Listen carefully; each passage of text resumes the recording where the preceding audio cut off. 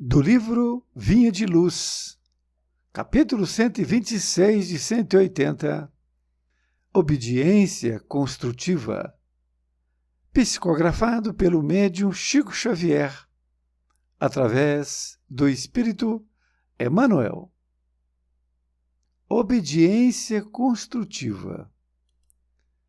E assim vos rogo, eu, o preso do Senhor, que andeis, como é digno da vocação, com que fostes chamados. Paulo aos Efésios 4:1.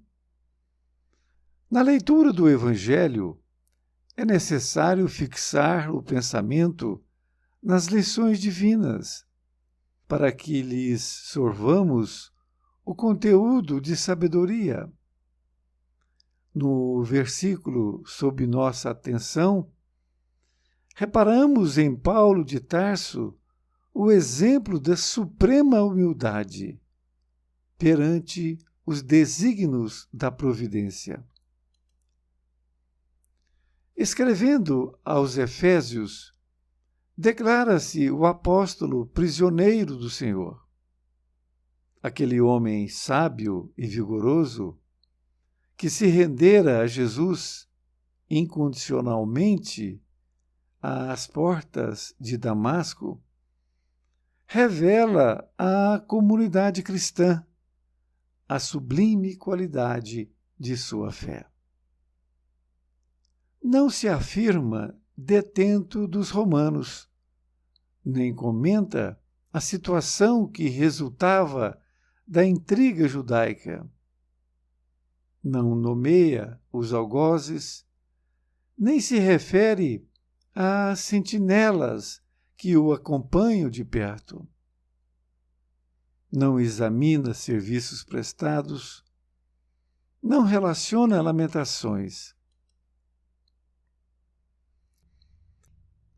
Compreendendo que permanece a serviço do Cristo e cônscio dos deveres sagrados que lhe competem.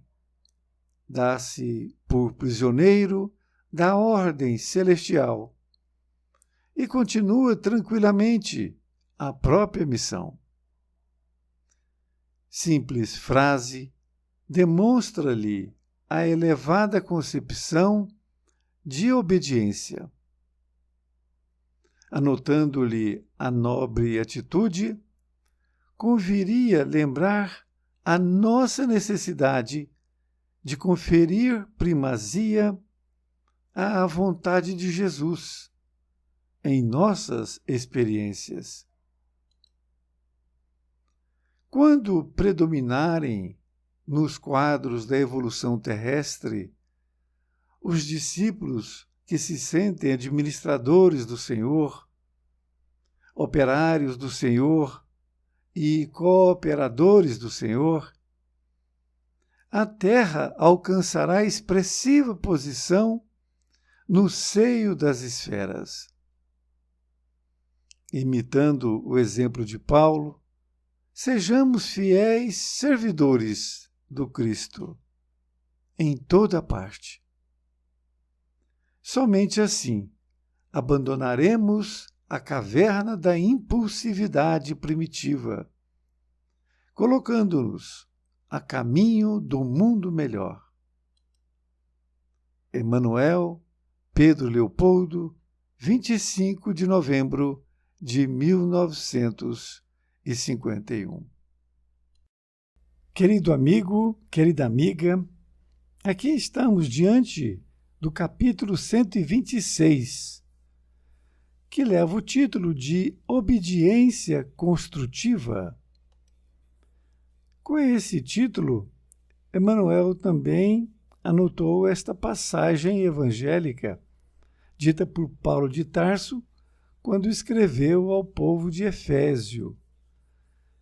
Disse ele: E assim vos rogo eu, o preso do Senhor, que andeis como é digno da vocação com que fostes chamados. Emmanuel começa a nos explicar o seu entendimento dizendo que na leitura do Evangelho é necessário fixar o pensamento nas lições divinas, para que lhe sorvamos o conteúdo de sabedoria. A palavra sorvar, que é um verbo, significa absorver. Desta feita, podemos entender que ele está dizendo que quando nós formos ler ou estudar o Evangelho de Jesus, que nós possamos fixar, ele diz que é necessário, fixar o pensamento nas lições divinas, para que nós possamos absorver o conteúdo de sabedoria. E isto realmente é de suma importância. Ele diz ainda que no versículo sob nossa atenção, reparamos em Paulo de Tarso o exemplo da suprema humildade perante os desígnios da providência. Ele está nos alertando para o versículo, que é 4:1, dizendo que quando nós temos essa atenção nele, nós vamos reparar que Paulo é um exemplo de suprema humildade. E é verdade, porque ele se coloca como preso do Senhor.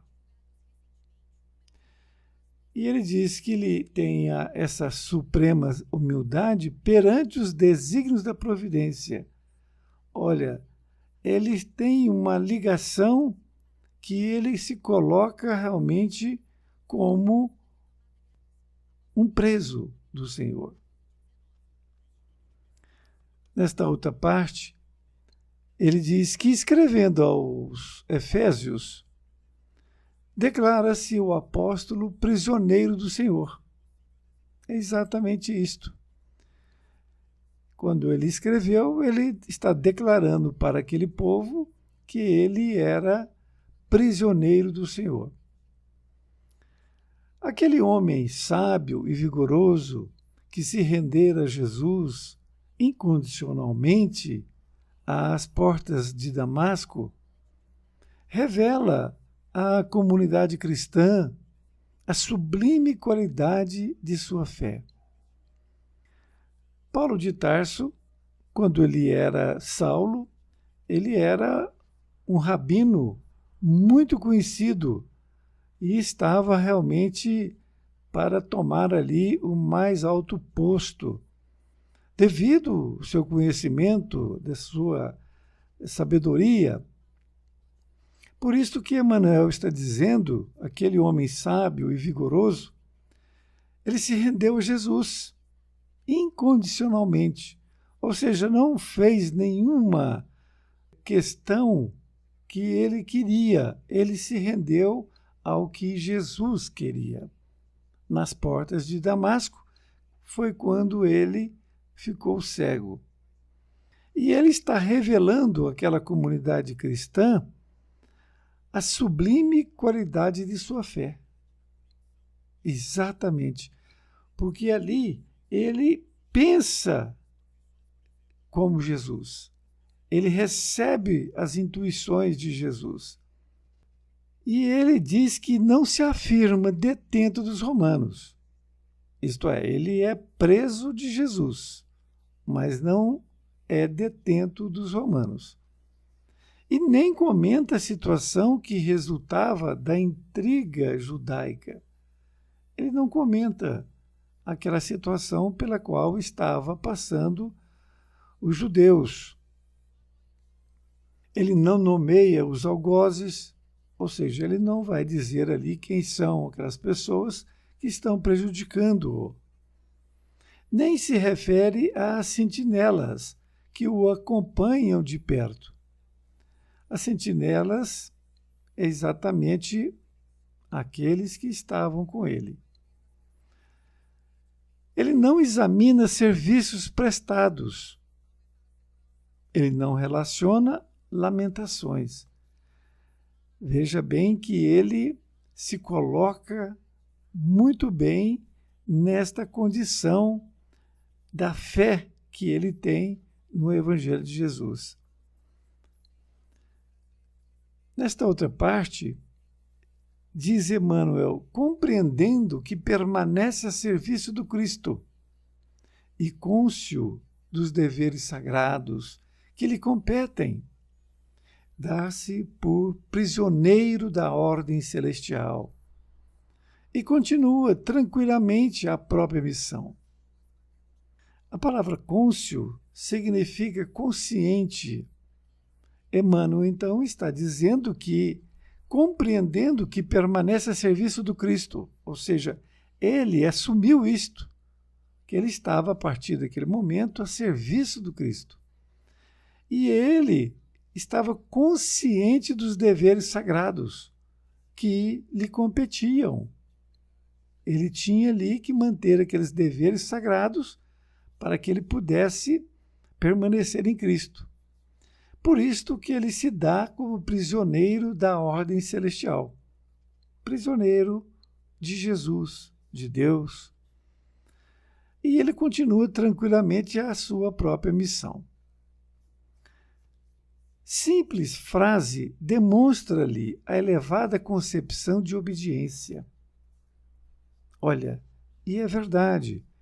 Veja, um homem que estava à procura de outro, perseguindo-o.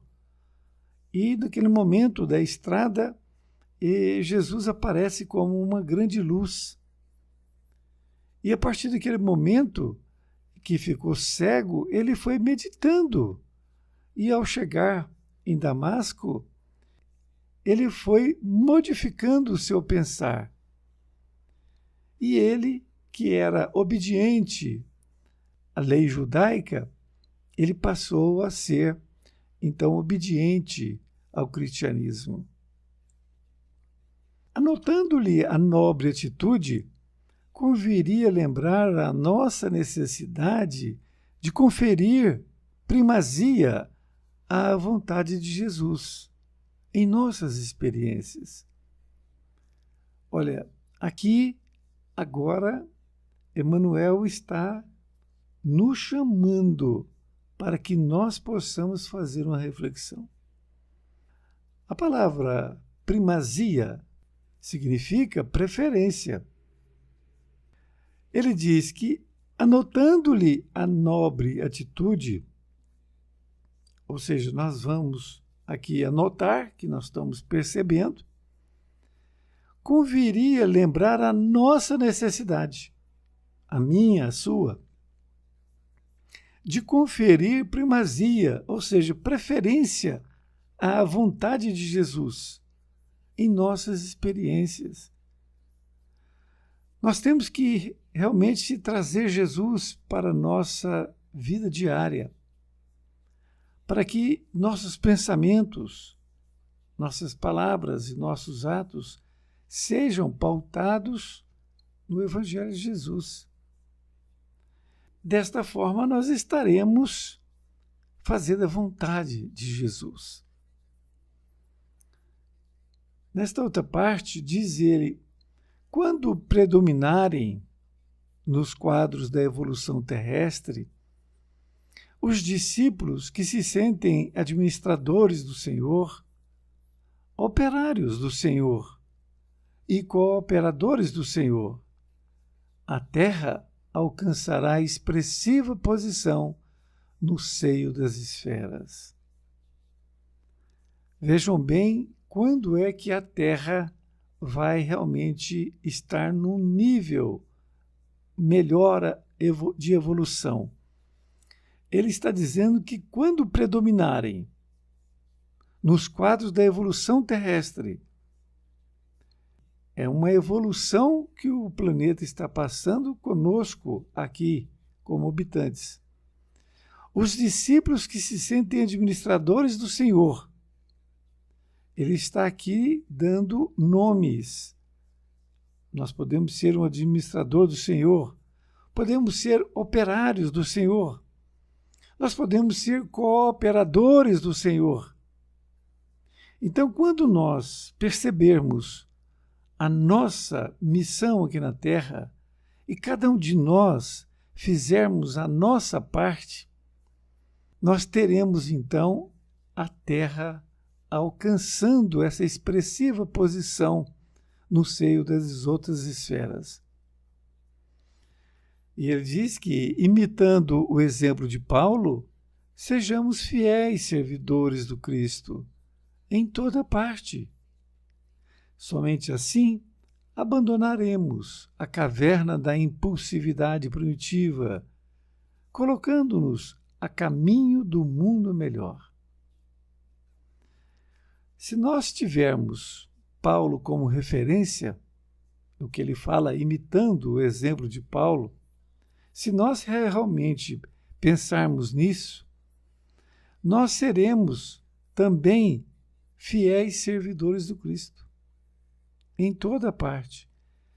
Desta forma, Jesus é um modelo, mas nós também podemos visualizar Paulo, como ele mudou completamente. E por isso que ele diz que somente assim vamos abandonar esta caverna da impulsividade primitiva, ou seja, a nossa ignorância, e vamos colocar-nos no caminho do mundo melhor. Nós vamos situar num caminho melhor do mundo, que porque nosso mundo vai ser melhor. Foi excelente a lição, espero que tenha sido para você. Um grande abraço e até mais ver. Fique com Deus.